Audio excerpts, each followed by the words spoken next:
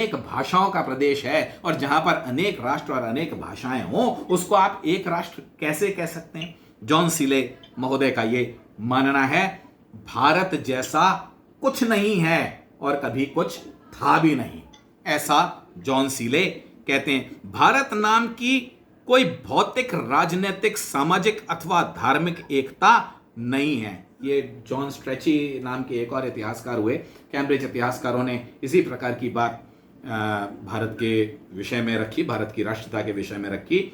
यहां एक बड़ी इंटरेस्टिंग चीज शुरू हो जाती है। लेकिन यद्यपि ये आरोप भारत के उन दुर्गुणों और कमियों से मुक्त करते हैं जो कि यूरोपीय देशों के द्वारा एशिया व अफ्रीका के देशों को उपनिवेश और गुलाम बनाने के लिए प्रेरक रहे हैं।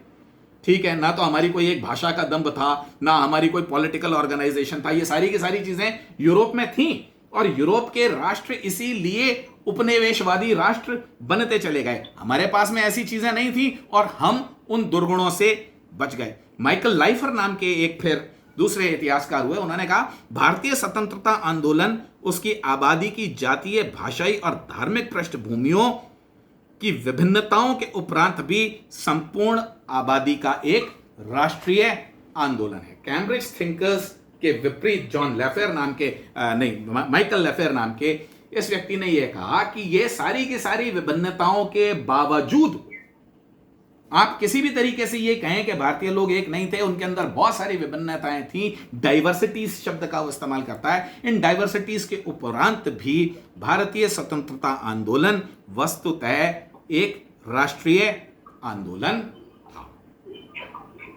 ठीक है, ये भी दो प्रकार के मत आए। इन चीजों को बैलेंस करती हुई एक बात हमको राष्ट्रीयता के संदर्भ में ये सुनाई या दिखाई पड़ती है, वो ये कहते हैं कि देखिए, आप ये कहें कि भारत राष्ट्र है, इसमें भी आपत्ति है। आप ये कहें कि भारत राष्ट्र नहीं है, इसमें भी आपत्ति है। तो बिपिन चंद्रा जैसे इतिहासकारों ने कहा नेशन इन दी मेकिंग। स्वतंत्रता संग्राम के समय भारत की राष्ट्रीयता क्या थी? बोले भारत की राष्ट्रीयता थी या नहीं थी, यह प्रश्न मत उठाओ। आप ये कहो कि भारत की राष्ट्रीयता आकार ले रही थी।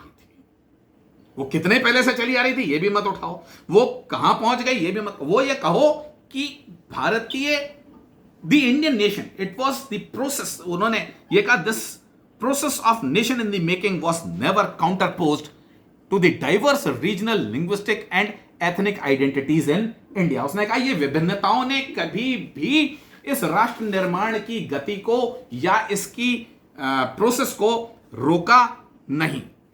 सतत राष्ट्र निर्माण की प्रक्रिया कभी भी भारत की क्षेत्रीय, भाषाई और नृजातीय एथनिक पहचान की विपरीतगामी नहीं थी। दोनों मिलजुल करके पल्लवित हो रहे थे। विपरीततया उभरती भारतीय राष्ट्रीय आइडेंटिटी और अन्य सूक्ष्म आइडेंटिटीज का पल्लवन होना एक दूसरे को परस्पर संपुष्ट करने वाली ही एक प्रक्रिया थी। यानी कि एक तरफ तो नेशनैलिटी अराइज हो रही थी, नेशनलिज्म अराइज हो रहा था, और दूसरी तरफ डाइवर्सिटीज भी अपने आप को प्रखर कर रही थी। और म्यूचुअल प्रभाव एक दूसरे का फ्रिक्शनल नहीं था, कॉन्ट्राडिक्टरी नहीं था, बल्कि कॉन्ट्रीब्यूटरी था। डाइवर्सिटीज के साथ में हम ग्रो कर रहे थे और प्रबल हो रहे थे।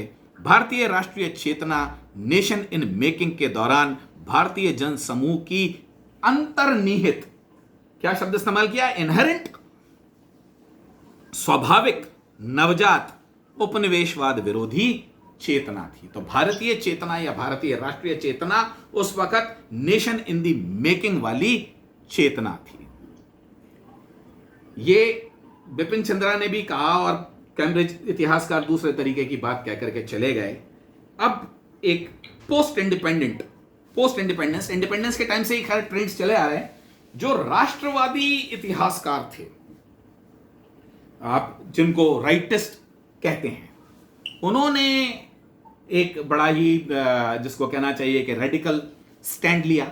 और उनका मानना क्या था कि भाई देखिए, आप ये चीज देख ही नहीं रहे हैं कि इसको आर्यवर्त कहा गया, भारतवर्ष कहा गया। 7वीं शताब्दी में पाणिनि जैसा व्याकरण ये कह रहा है कि भारत देश या भारतवर्ष के रूप में उसकी व्याख्या कर रहा है और वो ये बता रहा है कि कहां से हिमालय से लेकर के कहां समुद्र तक, ईस्ट में लेकर के कहां वेस्ट तक जो प्रदेश है उसको आप आर्यवर्त कहते हैं या आप उसको भारत कहते हैं। तो भारत की एक पॉलिटिकल यूनिटी की अवधारणा भी थी और आप ये कैसे डिनाई कर सकते हैं कि भारत जैसी कोई चीज नहीं थी। वो कहते हैं कि रामायण की बात आप करें तो कहां नेपाल में जनकपुर जहां पर सीता का बर्थ प्लेस मानते हैं उससे लेकर के श्रीलंका तक, और फिर वो कटास राज में जाकर के राम की उपासना की बात की जाती है और ईस्ट में की जातियों की बात की जाती है और पूरे उसको क्रॉस क्रॉस किया उन्होंने इंडियन टेरिटरी को। तो this was basically symbolic of the fact of या the evidence of the existence of Indian nation. तो आप इंडियन नेशन को इतनी आसानी से ब्रश असाइड कैसे कर सकते हैं? शंकराचार्य ने 4 मठ, मतलब शंकराचार्य के 4 मठों की बात हमेशा उत्पन्न होती है। महात्मा गांधी ने भी इस चीज को आगे जाकर के एंडोर्स किया और उन्होंने कहा कि चलिए आप इस चीज को छोड़िए, अशोक महान के राज्य की बात करिए, औरंगजेब का राज्य अफगानिस्तान तक जाता था, मौर्य थे और विजयनगर एम्पायर, मुगल थे, पाल, चोल, बोले इन सब लोगों ने इसका पॉलिटिकल यूनिफिकेशन किया और उसको भारत एक राष्ट्र के रूप में अंगीकार किया, प्रस्तुत किया, यानी कि भारतीय राष्ट्र की अवधारणा थी। और ये हिंदी मेकिंग वगैरह वाली बात कोई बहुत ज्यादा प्रासंगिक बात नहीं है। जैसे 1882 में रेनिन ने बात की थी कि नेशनलिज्म अपने आप में कोई बहुत, यानी कि जो बातें कही गई नेशनलिज्म के बारे में वो बहुत ठोस बातें नहीं है या ठोस आधार नहीं बनती। 1818 में रविंद्रनाथ टैगोर ने एक पुस्तक प्रकाशित की, बड़ी पतली सी पुस्तक है, नेशनलिज्म उसका नाम है उस पुस्तक का। उस पुस्तक में उन्होंने एक बड़ी विचित्र बात की है, यानी उन्होंने आमतौर पर नेशनलिज्म को क्रिटिसाइज किया, राष्ट्रवाद को आमतौर पर। वो इस वक्त यहां पर मतलब मैं उसके प्रोज एंड कॉन्स में नहीं जाऊंगा उनके आर्ग्यूमेंट्स के। जो एक बड़ी महत्वपूर्ण बात उन्होंने की, उन्होंने कहा कि देखिए आप जाति व्यवस्था के नाम पर ये कहते हैं कि भारत हमेशा डिवाइडेड था या डाइवर्सिटीज के नाम पर डिवाइडेड था और आप एक राष्ट्र की बात नहीं करते हैं। बोले भारतीय जाति व्यवस्था शांतिपूर्ण सहअस्तित्व की कहीं भी पाई जाने वाली व्यवस्थाओं में सर्वोत्तम व्यवस्था थी। रविंद्रनाथ टैगोर, यह भारत ही नहीं बल्कि इतिहास की उपज थी। अमेरिका, ऑस्ट्रेलिया और यूरोप ने मूल जातियों का विनाश करके इस समस्या पर विजय पाई। इसके विपरीत भारत सहिष्णु है। लाख बुराइयां होंगी जातिवाद में, इसकी वकालत नहीं कर रहे हैं वो, कह रहे हैं लेकिन एक चीज अच्छी थी कि आपने एलिमिनेट करने के बजाय जातियों को एसिमिलेट कर लिया and you were able to grow a nation out of that. Bharat में इतिहास की दृष्टि से बात करें तो बहुत सारे बाहर से भी लोग आए। अब इवोल्यूशन कैसे हो रहा है, अनफोल्डिंग कैसे हो रही है, बाहर से बहुत सारे लोग आए, पार्थियंस, स्काइथियंस, हूण, कुषाण, ये सब के सब कहां गए? Where are them today? आज आपको दिखाई पड़ते हैं क्या कि भाई वो ये कहता है कि मैं आर्यन हूं, दूसरा कहता है मैं पार्थियन हूं, मैं स्काइथियन हूं? नहीं, इन सब का विलय भारत की कंपोजिट संस्कृति में हो गया शनै शनै, और भारत राष्ट्र के रूप में सुपुष्ट होता चला गया। रेनिन ने जो विश्लेषण किया उसमें उसने बता दिया कि राष्ट्र के आधार क्या क्या नहीं है। तो ठीक है, भारत में भी वैदिक धर्म के साथ साथ बौद्ध और जैन धर्म का भी प्रादुर्भाव हुआ। हमारे यहां पर ऑर्थोडॉक्स और हेटेरोडॉक्स, जिनको आस्तिक और नास्तिक कहा जाता है, अध्यात्मवाद और जड़वाद साथ साथ प्रवाहमान रहे। सिखिज्म जैसा नया धर्म आया, प्रयोजनवाद और भाग्यवाद जैसी दार्शनिक अवधारणाएं रही। फिर भी भारतीयता अथवा भारतीय राष्ट्र से अलग किसी ने अपने आप को पोजिट करने की कोशिश नहीं की। यह जाति और धर्म के ऊपर बात है। कभी किसी ने यह नहीं कहा कि साहब अब महावीर स्वामी के बाद में भारतीय राष्ट्र से या आर्यवर्त से अलग कोई दूसरा वर्त होना शुरू हो गया, या महात्मा बुद्ध के जो मैसेज बाहर गए वो दूसरे देश बुद्धिस्ट हो गए और ये एक अलग बात है। लेकिन भारत के अंदर कोई बौद्ध राष्ट्र का निर्माण हुआ, ऐसा कभी भी नहीं हुआ। कम्युनिटीज ऑफ इंटरेस्ट में आपके जितने भी लोगों ने, आपके यहाँ पे वणिक वर्ग था, आप उनको अलग अलग नामों से श्रेष्ठी या गिल्ड्स की बात आप करते थे। मेसोपोटामिया में, साउथ ईस्ट एशिया में, मतलब भारत के अंदर की बात छोड़िए, भारत से बहुत दूर तक, बहुत बाहर तक भी उनके कोई कभी पल्लवों के अधीन था, कभी चोलों के अधीन था, कभी मौर्यों के अधीन था, कभी किसके अधीन था। ये सारे के सारे अपने अपने राजाओं के अधीन रह करके भी इन्होंने कभी भारतीय आइडेंटिटी को नहीं छोड़ा। यानी कि जितनी भी डाइवर्सिटीज आई उसमें कहीं ना कहीं एक एनवलपिंग आइडेंटिटी, एक एनगल्फिंग आइडेंटिटी, भारतीय आइडेंटिटी सदैव विद्यमान रही।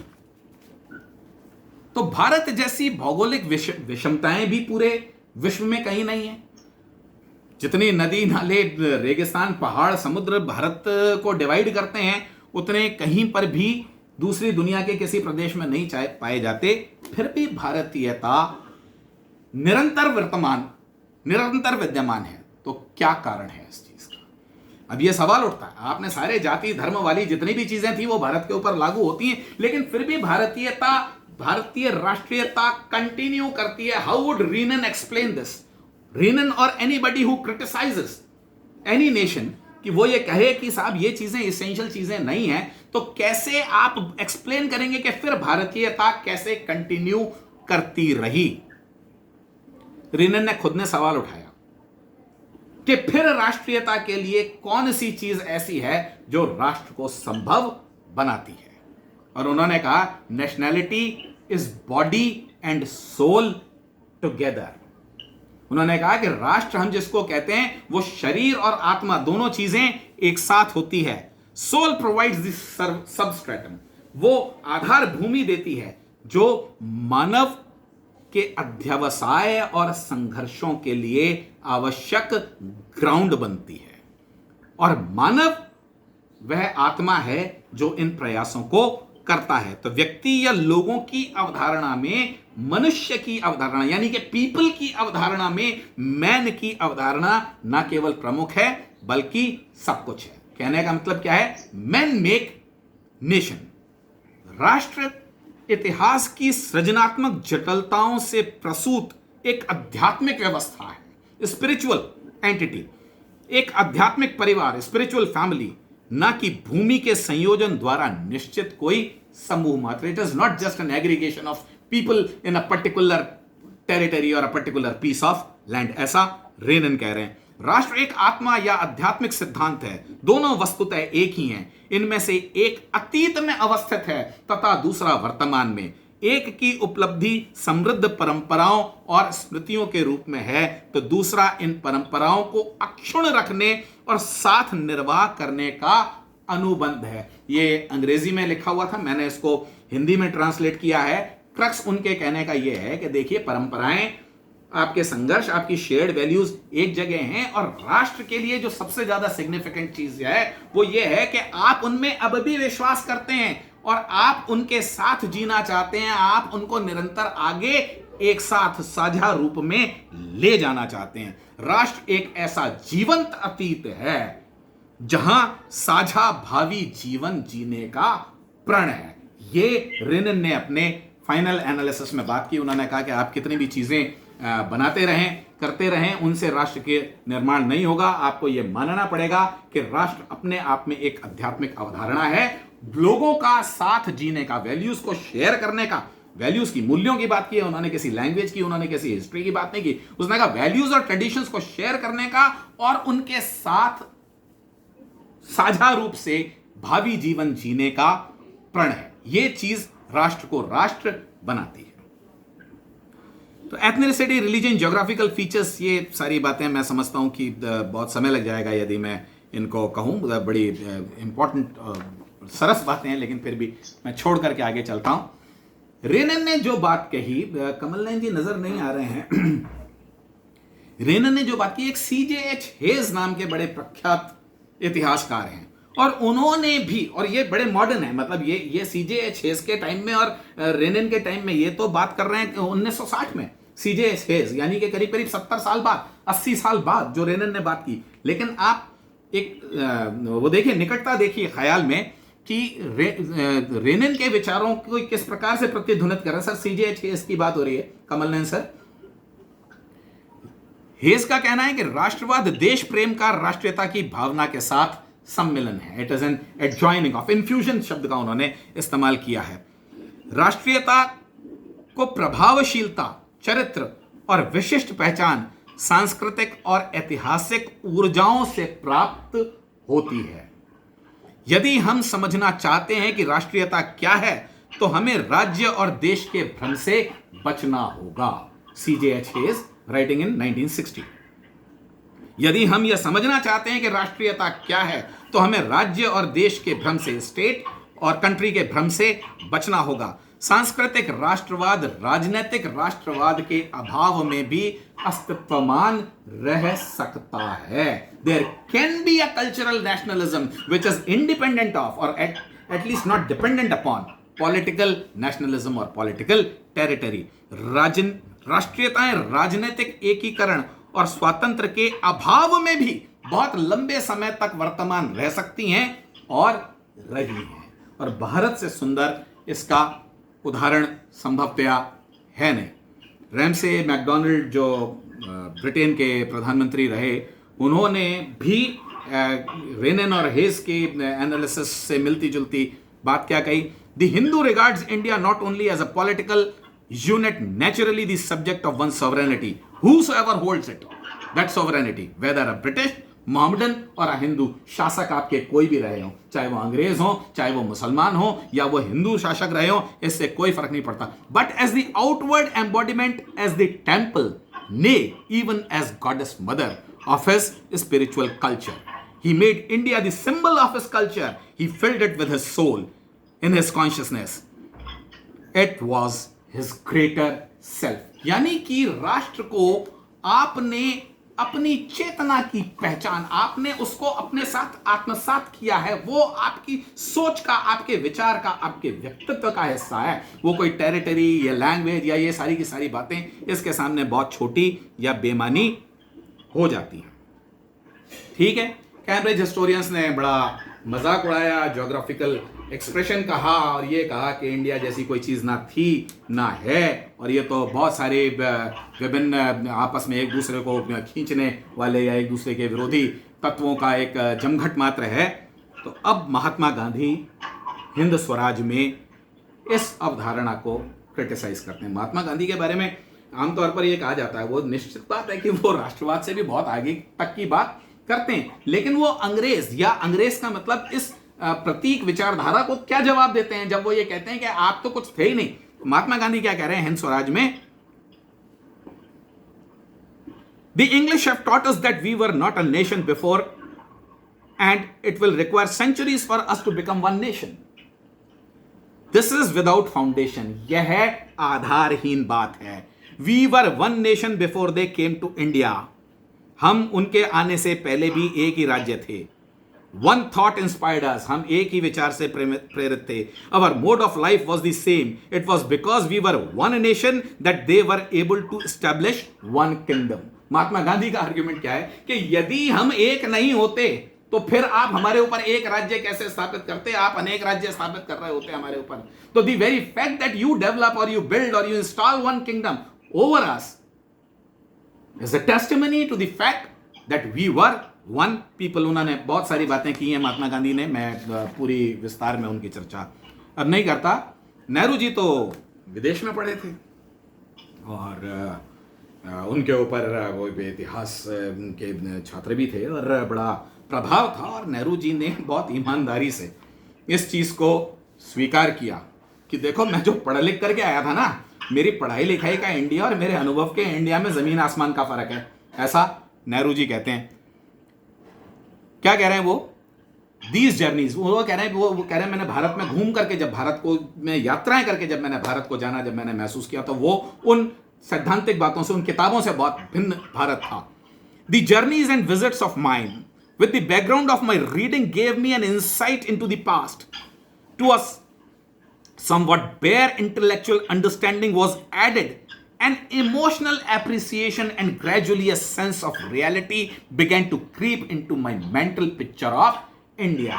मैं भारत की एक सच्ची तस्वीर देखने लगा और भावनात्मक रूप से मैं भारत से जुड़ने लगा। And the land of my forefathers became peopled with living beings. मेरे पुरखों का देश जो था वो सजीव चरित्रों से भर गया। Who laughed and wept, loved and suffered, and among them were men who seemed to know life and understand it, and out of their wisdom they had built a structure which gave India cultural stability which lasted for thousands of years. कुछ शताब्दियों की बात नहीं है, सहस्त्राब्दियों की बात जवाहरलाल नेहरू कहते हैं कि we are continuing like that. और ये बातें कहना, यानी कि नेहरू आगे जाकर के क्रिटिसाइज कर रहे हैं इस सारी बात को कि जो अंग्रेजों ने खाका खींचा या कैम्ब्रिज हिस्टोरियंस ने खासतौर से खाका खींचा, वो कोई बहुत अच्छा खाका नहीं है, रादर वो निहायत त्रुटिपूर्ण है, जिसको महात्मा गांधी ने बेसलेस या विदाउट फाउंडेशन कहा। नेहरू ने यह कहा कि जो पढ़ा लिखा किताबों में गया, तो नेहरू ने रीडिस्कवर, मतलब जिसको डिस्कवरी ऑफ इंडिया कह रहे हैं उनको खासतौर से, मतलब एक कहीं जाकर के शायद नेहरू इस चीज को स्वीकार करेंगे कि वो उनकी रीडिस्कवरी ऑफ इंडिया है। तो दो प्रमुख और स्पष्ट कारण क्या रहे वेस्ट में आज जो लिटरेचर है? ये एक बड़ी गनीमत की बात है कि भारत में अभी तक जो विरोध हो रहा है राष्ट्रवाद का, वो उन लोगों ने, वो उन हिस्टोरियंस को या उन लेखकों को या इवन रविंद्रनाथ को पढ़ करके नहीं कर रहे हैं। उनके कारण कुछ और होंगे, क्योंकि अभी तक उन्होंने उनको उद्धृत नहीं किया। लेकिन यूरोप में नेशनलिज्म को क्रिटिसाइज करने के उनके अपने कारण थे। और क्या कारण थे? वो दो बड़े कारण थे, या दो वजहों से नेशनलिज्म की अवधारणा उठी। कारण एक ही था और दो चीजें थी जिसने नेशनलिज्म की अवधारणा को उत्पन्न किया। पहली थी market and the resource driven imperialism. वो राष्ट्र जो अपने आप को भाषा के आधार पर या धर्म के आधार पर या डायनेस्टी के आधार पर या ज्योग्राफिकल टेरिटरी के आधार पर राष्ट्र मानते थे, उन्होंने क्या काम किया? ऐसे राष्ट्र यूरोप में ही पाए जाते थे और जिनकी फाउंडेशन इल फाउंडेड थी, जैसा कि रीनन ने अभी एनालिसिस किया। लेकिन उनके अंदर क्या दुर्गुण उत्पन्न हुआ कि वो सारे के सारे इंपीरियलिस्ट हुए और कॉलोनियल हुए। उन्होंने जाकर के दूसरे देशों को गुलाम बनाया, उनका दमन किया और राष्ट्रवाद की अवधारणा इस तथ्य को दृष्टिगत रखते हुए या इस अनुभव को देखते हुए आलोचना का शिकार हुई। और राष्ट्रवाद को दूसरा इंपेटस कहां से मिला? उपनिवेश और दमन का विरोध करने वाले उन राष्ट्रों से जिनको के गुलाम बनाया गया था, जिनको की एक्सप्लॉइट किया गया था। भारत का चरित्र कभी भी पहले वाला नहीं रहा। पहले वाला का मतलब इनमें से जो पहली बात है कि वो किसी जाति या धर्म या भाषा के नाम पर उसने अपनी उत्कृष्टता सिद्ध की और फिर वो रिसोर्सेस के लिए, लूट खसोट के लिए, दमन करने के लिए, सोना चांदी लूटने के लिए, अपना भरण पोषण करने के लिए दूसरों को उसने गुलाम बनाया हो। भारत के साथ में ये वाली बात इतिहास गवाह है कि कभी नहीं रही। दूसरी बात, भारत के साथ में निसंदेह हुई कि उसको गुलाम बनाया गया, उसको लूटा गया, उसकी जनता के ऊपर अत्याचार हुए। और इन्हीं के तहत जहां पर वो कहते हैं कि आइडेंटिटी वाज रीमेकिंग, आप ये कह रहे थे कि नेशन इन मेकिंग, तो नेशन इन मेकिंग की बात को हम किस तरीके से समझें कि इसको गंगाधर तिलक ने कहा रीजुवनेशन ऑफ भारत, भारत का पुनर्यौवन प्राप्त करना, या नेहरू जिसको रीडिस्कवरी ऑफ इंडिया की बात करते हैं, या महात्मा गांधी का हिंद स्वराज की बात करें, या पीपल्स विल की बात करें। तो ये जो यूरोप की बात हुई थी, मैंने शुरू में जिक्र किया था, वेस्टफेलिया की ट्रीटी हुई थी। 30 साल उन्होंने आपस में लड़ने के बाद में एक पहला समझौता किया था विश्व पटल पर। उनके लिए यूरोपीय विश्व था और उन्होंने ये कहा कि नहीं, देखिए सारे राष्ट्र अपने आप में बराबर हैं और कोई किसी को दबाएगा नहीं, कोई किसी के ऊपर कब्जा नहीं करेगा, इत्यादि बातें वहां हुई थी। और उन्होंने जब ये नहीं माना तो उनके जो अत्याचार थे उनके साथ में राष्ट्रवाद की अवधारणा बेवजह, क्योंकि उससे एसोसिएटेड थी और उनकी समझ में केवल राष्ट्रवाद वहीं तक था, उसके अलावा उन्होंने राष्ट्रवाद को किसी और के रूप में देखा नहीं था। ये अवधारणा जबरदस्ती बदनाम हो गई। इसके प्रमुख प्रोपोनेंट कौन थे? राष्ट्रवाद की अवधारणा की आलोचना करने वाले लोग, जिसमें दार्शनिकों की यदि मैं बात करूं तो बर्ट्रैंड रसल का और बोसांके की एक बहुत बड़ी डिबेट चली। माइंड में ये पेपर्स प्रकाशित होते रहे और एक दूसरे को जाकर के उन्होंने उन यूनिवर्सिटीज में, मतलब एक जगह बर्ट्रैंड रसल का लेक्चर होता था तो फिर बोसांके लेक्चर देने जाते थे, फिर वहां से बोसांके जहां पर लेक्चर देने जाते थे तो बर्ट्रैंड रसल लेक्चर देने के लिए जाते थे। एक बड़ी लंबी डिबेट इनकी चली और उसका क्रक्स क्या है? रसल का ये मानना था और रसल का ये लिमिटेड मानना था, इसको उन्होंने बाद में स्वीकार भी किया कि बड़ी प्रॉब्लम क्या है, नेशनलिज्म ट्रायम्फेंट बिकम्स इंपीरियलिज्म। यदि नेशनलिज्म जीत जाता है, राष्ट्रवाद यदि बलवान होता है, तो उसका नतीजा उपनिवेशवाद होता है। ऐसा यूरोप के संदर्भ में बर्ट्रैंड रसल ने कहा। Nationalistic ideology has been responsible for imperialism and the ensuing vices. जैसे ही अवसर उत्पन्न हुए, नेशनलिज्म ट्रांसलेटेड इनटू इंपीरियलिज्म, ये बर्ट्रैंड रसल का मानना था और ये यूरोप की स्थितियों को देखते हुए सत्य भी था। रसल ने ही बाद में ये कहा कि भाई देखिए, वो जो दूसरा पक्ष है जिनको कि आपने दबाया, उनकी दृष्टि से तो आपने विचार नहीं किया। और बोसांके से जब डिबेट्स हुई उनकी बहुत ज्यादा, तो उन्होंने अंततः यह स्वीकार किया कि उपनिवेशवाद और साम्राज्यवाद अनैतिक हैं और इनका विरोध स्वागत योग्य और प्रशंसनीय है। अर्थात यदि राष्ट्रवाद स्वयं को किसी दमन के विरोध में, उपनिवेशवाद और साम्राज्यवाद के विरोध में यदि राष्ट्रवाद खड़ा होता है, तो ऐसा राष्ट्रवाद प्रशंसनीय है, स्वागत योग्य है। यहां मैं अपनी बात को विराम देता हूं। Thank you so much for being patient listeners.